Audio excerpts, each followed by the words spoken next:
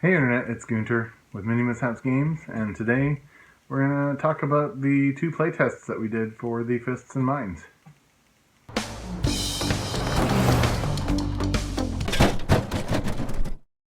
So we call these playtests, but they really are early kind of philosophy discussions about mechanics and the issues that we had in previous systems, things that might make it easier for GMs, for players, for new people starting out.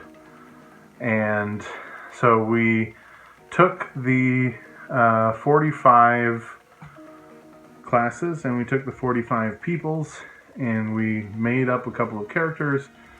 The role-playing part of the game is going to function much as any other, except that we came to the conclusion that it would be best to have a formal separation of battle actions with other outside of battle actions.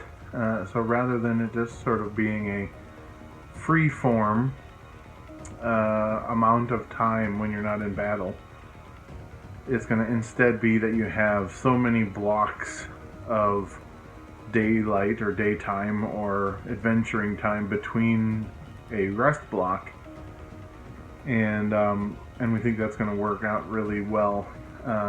So you'll have to choose a set of tasks, and then that will play out. So it will cut down on some of the hemming and hawing and what do we do next and some of that. Now this is less of an issue if you're using pre-constructed modules and scenarios, but for those of us that do homebrew and do it on the fly and create the world in real time for the players while they're in it, it'll be easier to say, okay, we're going to take this 4-hour chunk.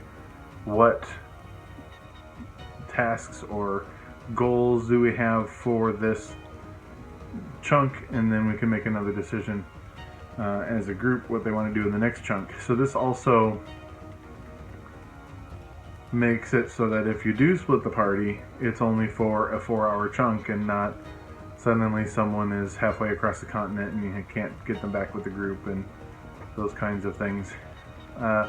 We talked a lot about the stats being represented by words versus numbers, and came to the conclusion that we actually were being more complicated using the difficulty rating instead of just giving them number assignments. So instead of it being a critically difficult roll, which would be like an 18 on a d20, instead that would be like a +2 difficulty rating, because the 0 would be 10 and then it would be 14, 18.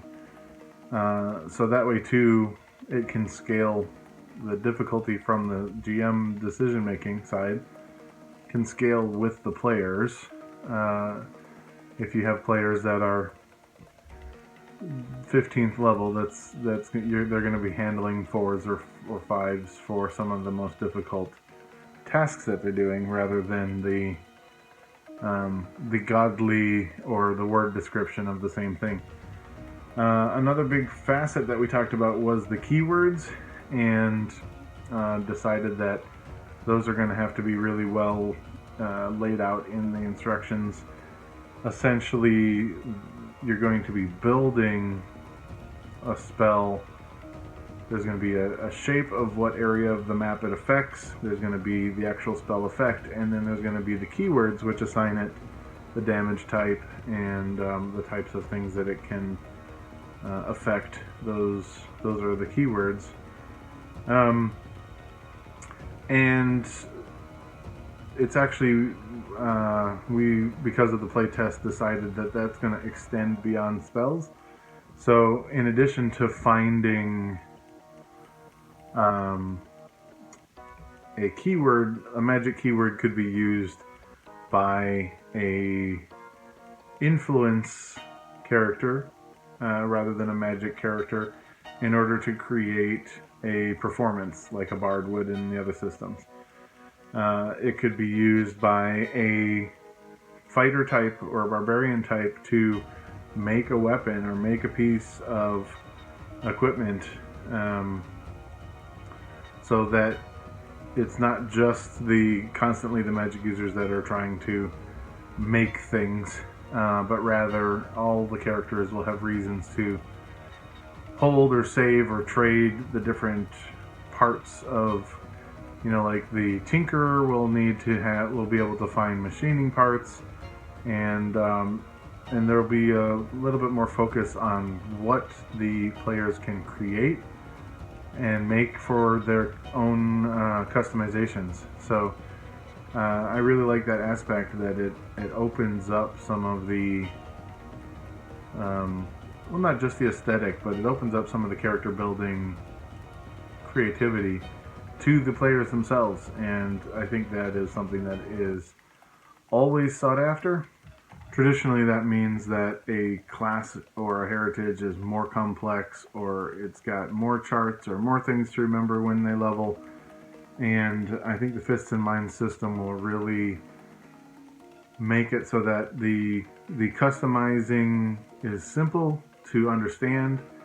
This rune goes in this slot, or this metal was used to make the weapon, or that'll be a easy to cross-reference for what the abilities are. You won't have to lose lists of equipment, because the keywords and things will be more universal. So I think that'll also help collaboration between players, because a lot of times if you're like, my fighter needs to attune to a weapon, that's just something that they have to go off and do by themselves. Whereas if the players want to work together and share their components or their keywords, then they can do that as a group activity, and I think that'll help foster that community that we're always trying to make happen. So this playtest operated in the same world as every other thing that I GM for in the GetherVerse, and as starting at 0 level characters, they fell through the sky portal and landed at the academy. It was interesting to see how the new sets of checks worked, because instead of it being oh no, I am a sorcerer and this person broke their leg and we need to find a healer, it was, well, I've got a chance at doing a little bit of healing, because everybody does, because everybody has that it might be that they need to roll an 18, but everybody has that chance to do all 10 of the trait functions.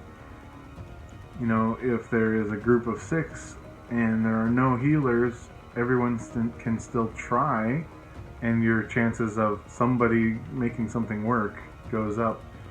So you reduce the amount of, well, now we have to stop this quest to go find this task or this item, and I think it'll let the story arcs kind of stay on track easier. So those were the main things we talked about in the playtests, and I will keep you posted as we have further playtests.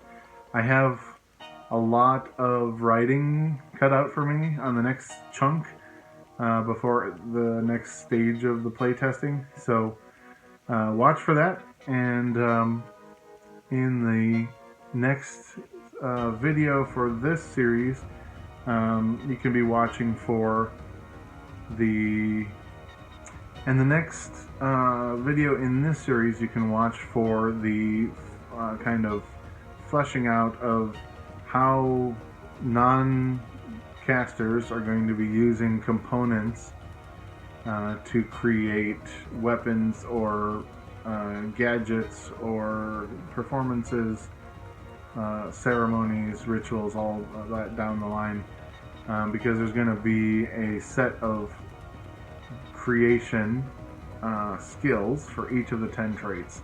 So we'll be making that into a chart, and that'll probably be the next video. So watch for that. Thanks for staying until the end, and we'll see you in the next video. Thanks, Internet.